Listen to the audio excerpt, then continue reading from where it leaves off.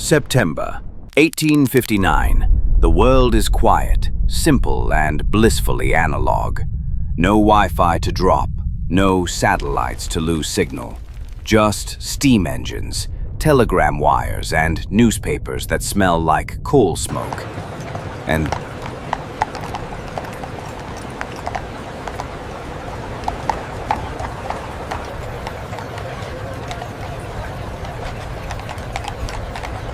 then, the sun decides to wake up angry.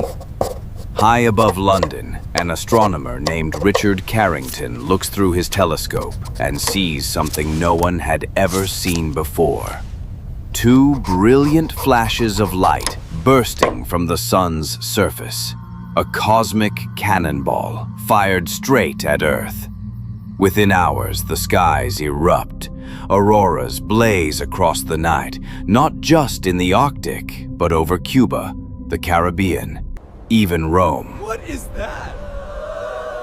Look at the sky! I have never seen anything like this. People stumble outside in shock, some praying, others partying under glowing red skies, convinced the world is Get away ending. from there!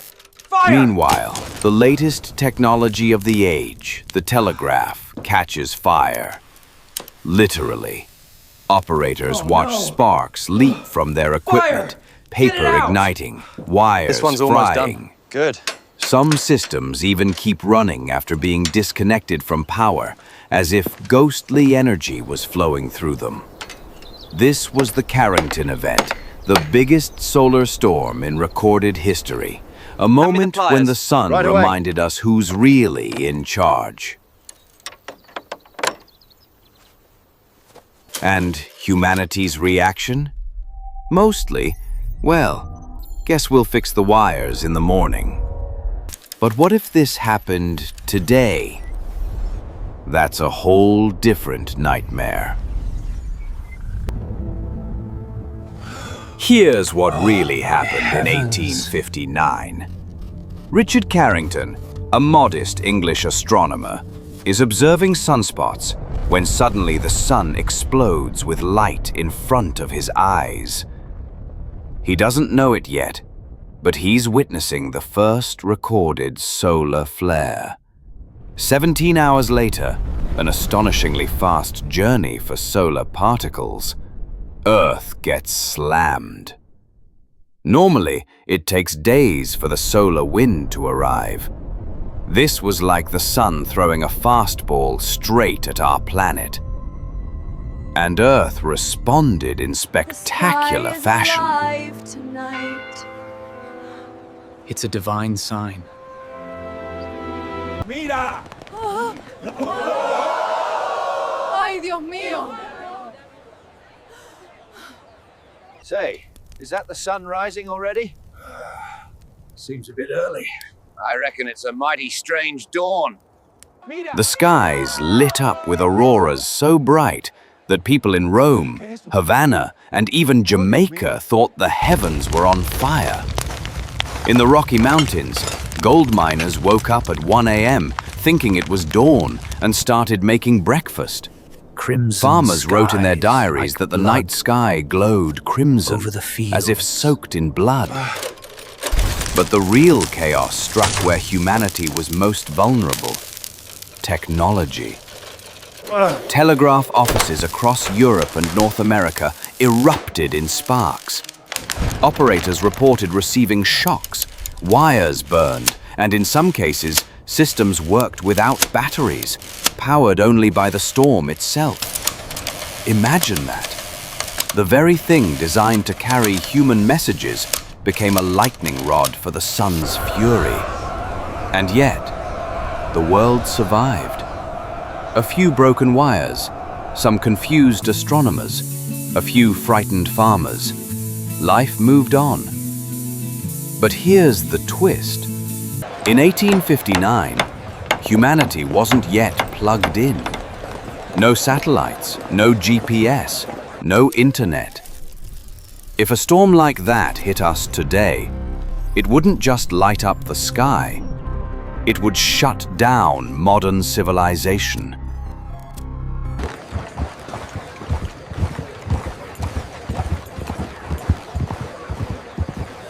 In 1859, America was barely 80 years old. The Civil War hadn't even started yet. Cities were lit by gas lamps. not Letters again. traveled by horseback. And the telegraph was the closest thing to the internet. So when the solar storm hit, sure, sparks flew, wires Not again. burned, a few operators got shocked. But life went on. You didn't need Wi-Fi to milk a cow. Now fast forward to today. Flight 365, We live in a you are cleared for civilization immediate plugged takeoff. into the sun's Roger mercy. Satellites track planes. Banks move billions in digital The screens blips. are completely dead. And your They're fridge losing can send you a text when you're out of milk. If the Carrington Event struck again, the consequences wouldn't be quaint diary entries about glowing skies. They'd be grounded airplanes, silent ATMs, and entire cities going dark. In 1859, the worst-case scenario was a fried telegraph machine. In 2025, try a fried global economy. It's the same sun, but we've built a world that's a lot more flammable, electrically speaking. And we've never really tested what happens when the universe decides to unplug us.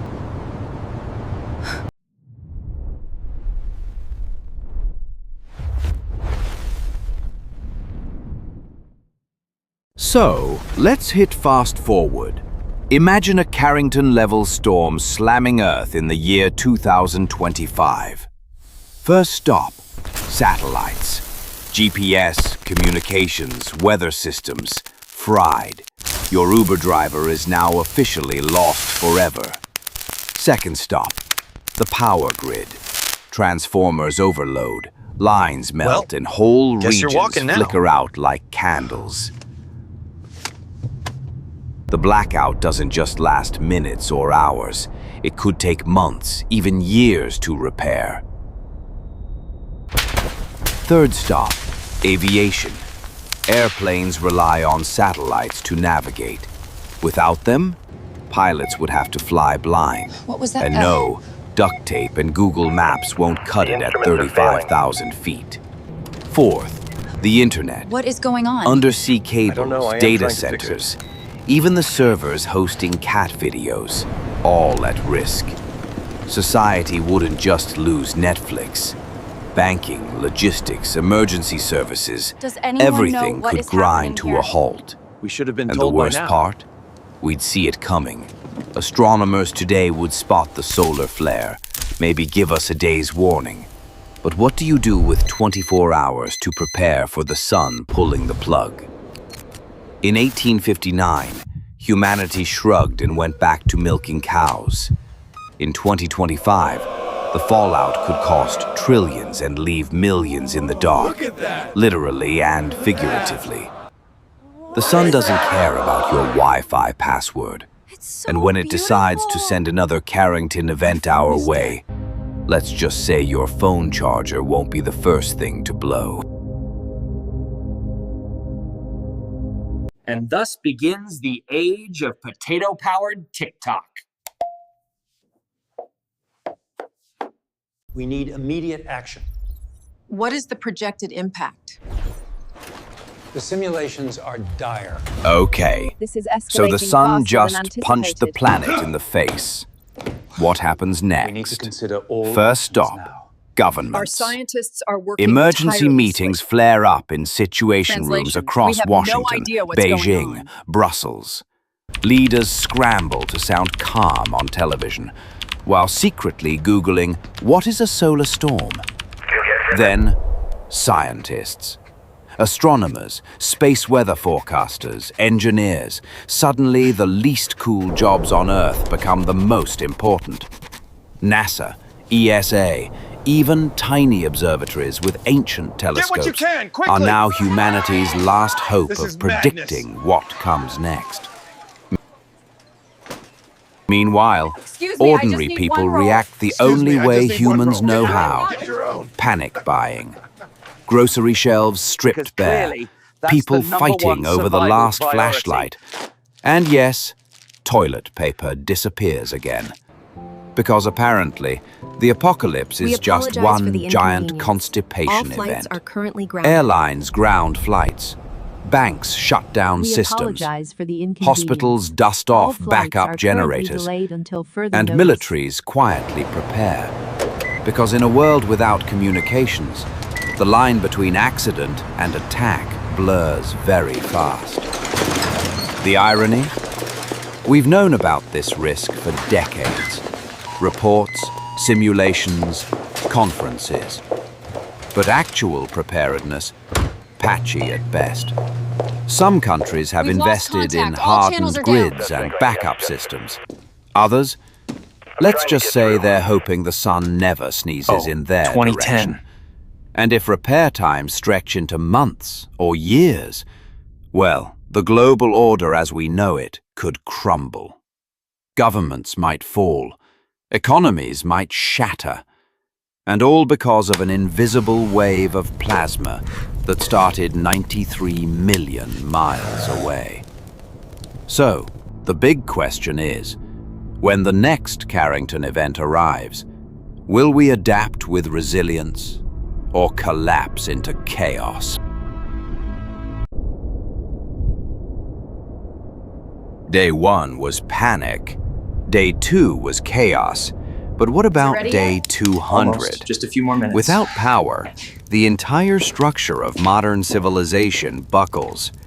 Cities, once glittering symbols of progress, become giant camping sites. Apartment towers filled with cold stairwells, silent elevators, and rooftop gardens sprouting in desperation. The food problem arrives fast. Grocery shelves were emptied in the first week, and refrigerated supply chains never restarted. Congratulations, the latest iPhone is now worth exactly 3 potatoes.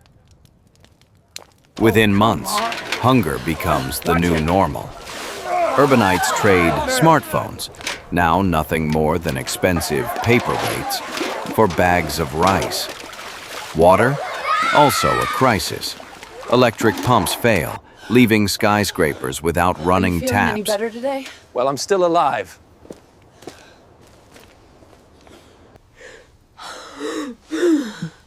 Take deep breaths. Rivers and wells return as lifelines. That's actually pretty along with waterborne Not bad at all. diseases humanity thought it had outgrown. Hospitals ration fuel for backup generators. Simple injuries become death sentences. Global medicine takes a century-long step backwards. And then there's trust, or rather, the collapse of it. Neighbors band together at first, forming candlelit communities. But as resources shrink, suspicion grows. In some places, barter economies thrive. In others, it's gangs with baseball bats running the streets. Governments? Some cling to authority, enforcing martial law under candlelight. Others disintegrate, replaced by local strongmen or community councils. Of course, humans are creative. Families cook over bonfires in city parks. Children learn to write by candlelight. Farmers become kings again. And humanity does what it always does: adapt. But here's the haunting part. Even if engineers fix the grids, even if satellites are relaunched, even if Wi-Fi flickers back to life, will we ever really trust our fragile systems again? Or will the memory of months in the dark change how we live forever?